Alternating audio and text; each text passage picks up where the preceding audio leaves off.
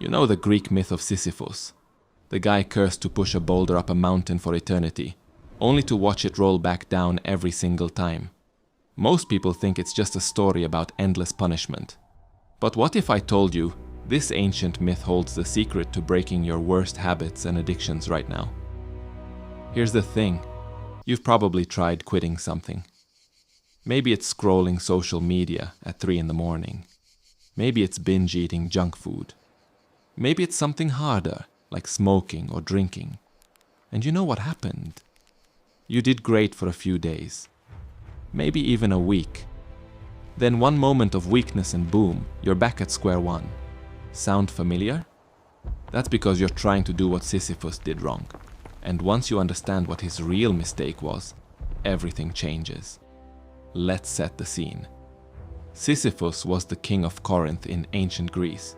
Smart guy, cunning even. But he committed the ultimate crime against the gods. The details don't matter as much as what happened next. Zeus himself condemned Sisyphus to Tartarus, the deepest pit of the underworld. His punishment? Roll a massive boulder up a steep mountain. Sounds simple enough, right? Here's the catch. Every time Sisyphus got close to the top, the boulder would slip from his hands and tumble all the way back down, and he had to start over, again and again and again, forever. Now most people read this and think it's about futility, about meaningless suffering, but they're missing the actual lesson hidden in plain sight. The real tragedy of Sisyphus isn't that he failed.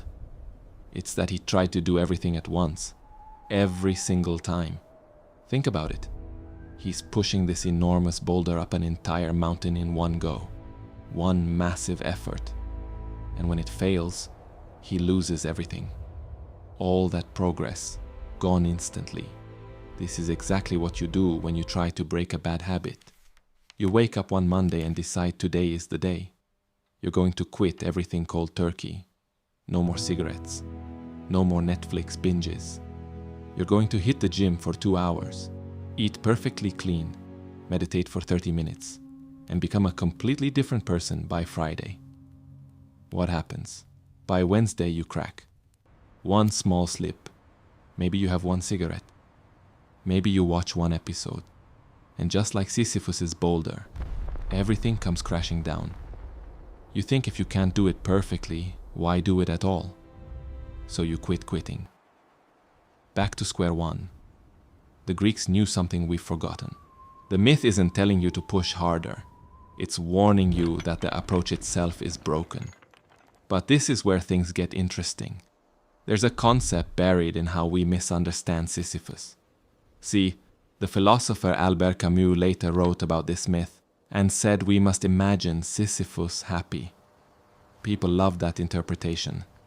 The idea that meaning comes from the struggle itself. But that's still missing the practical application. What if Sisyphus didn't have to push the whole boulder all at once? Here's what I mean. Imagine instead of trying to get the boulder to the top in one exhausting push, Sisyphus moved it just 1 foot up the mountain. Then he stopped, rested, secured it somehow, then moved it another foot the next day. Tiny increments, sustainable effort. The boulder never falls all the way down because he never tries to push it all the way up. This is the ancient Greek lesson for breaking modern habits. Small, consistent, almost laughably tiny changes that you can actually maintain. Let me give you the science behind why this works. Your brain has a part called the basal ganglia. This is where habits live. When you do something repeatedly, your brain creates neural pathways.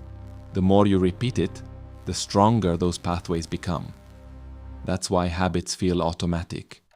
You're not really deciding to check your phone every 5 minutes. Your basal ganglia is running a program. Now here's the problem. When you try to change everything at once, you're asking your brain to fight every single automatic program simultaneously. It's exhausting. Your prefrontal cortex, the part responsible for willpower and decision-making, gets fatigued. Scientists call this decision fatigue or ego depletion. You literally run out of willpower, and when that happens, your basal ganglia takes over. The old programs run. The boulder rolls back down. But when you make a change so small it barely registers as effort, something different happens. You're not triggering that massive resistance. You're sneaking past your brain's defense systems. The Japanese have a word for this, kaizen. It means continuous improvement through small steps. But the Greeks understood it first through the cautionary tale of Sisyphus. Let me show you how this actually works in real life. Say you're addicted to your phone. You check it hundreds of times per day. The idea of going cold turkey, of not touching your phone for 24 hours, feels impossible. That's your boulder. That's trying to push it all the way up the mountain at once. Instead, you do this. Today, you wait just 10 seconds before unlocking your phone when you feel the urge. That's it. 10 seconds. Laughably small, right? But here's what happens. In those 10 seconds, you're creating a gap between impulse and action. You're weakening the automatic pathway. Tomorrow you make it 15 seconds. Next week, 20. Within a month, you've built in a full minute of conscious awareness before you check your phone. That's enough time for your prefrontal cortex to actually make a decision instead of running on autopilot. The boulder moved 1 foot, then another, then another. It never rolled back because you never tried to force it to the summit in one brutal push. But this is where most people still mess up. They understand the concept of small changes, but they don't understand the trap of perfection. Let's say you commit to your 10-second pause before checking your phone. You do great for 3 days. Then on day 4, you forget once. You grab your phone automatically, without the pause. Old you would say the whole thing is ruined. The boulder has fallen. Might as well give up. But that's still Sisyphus thinking. All or nothing. Summit or failure. New you recognizes that one slip doesn't erase the other 50 times you succeeded that week. The boulder didn't roll all the way down. It slipped back a few inches. You just push it forward again. No drama. No shame spiral. Just continue. This is the part of the myth nobody talks about. The real curse wasn't the boulder falling. It was Sisyphus believing he had to start from zero every single time. Your habits work the same way. 1 cigarette after 5 days of quitting doesn't mean you're a smoker again. It means you had 1 cigarette. The neural pathways you started to weaken are still weaker. The new patterns you started to build are still there. You didn't lose 5 days of progress. You had a 5% setback in a 95% successful week. See the difference?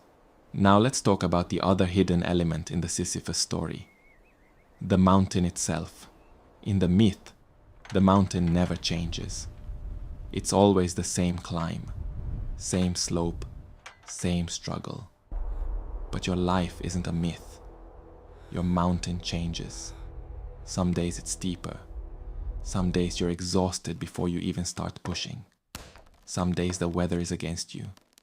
This is why rigid rules fail.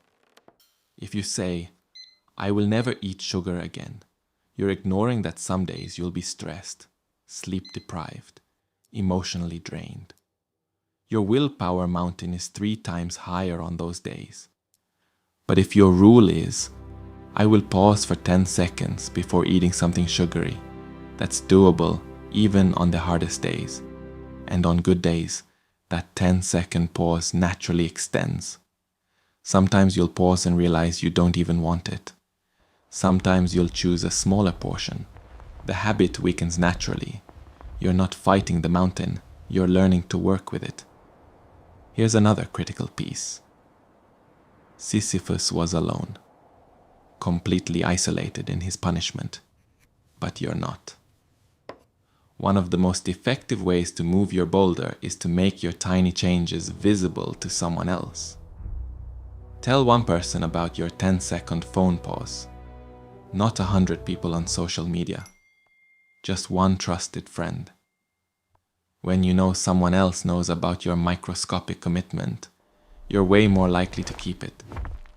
It's called social accountability, and it works because humans are wired to avoid letting others down, even more than letting ourselves down. The boulder gets lighter when someone else can see you pushing it. Now we're near the end, and you need to understand the final twist. The Greeks didn't write the Sisyphus myth to depress you. They wrote it as a warning about hubris, about thinking you can conquer everything through sheer force and willpower alone. Sisyphus tried to cheat death itself. He thought he was clever, enough to outsmart the gods. His punishment was learning that brute force and cunning don't work against fundamental nature. Your habits are fundamental nature. Neural pathways built over years. You can't outsmart them with motivation. You can't overpower them with willpower. But you can redirect them with patience and tiny strategic changes. The philosopher Heraclitus said no man steps in the same river twice. Every moment is different. Every push of your boulder happens in a new context. This means every attempt to change your habit is a fresh start, not a repeat of past failures. You're not Sisyphus doomed to repeat the same action forever. You're someone who gets to learn from each attempt and adjust.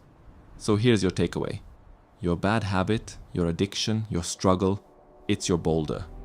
Stop trying to push it to the summit tomorrow. Stop thinking one slip means total failure. Stop going it alone. Instead, move it 1 foot, then another. Make the change so small you'd be embarrassed to tell someone how easy it is. Do it with one witness who knows your goal. And when it slips back, and it will sometimes, recognize you didn't lose the whole mountain. The myth of Sisyphus isn't about endless suffering. It's about the fatal mistake of trying to achieve everything at once, alone, with no strategy except force. You know better now. Your boulder is already moving, 1 foot at a time.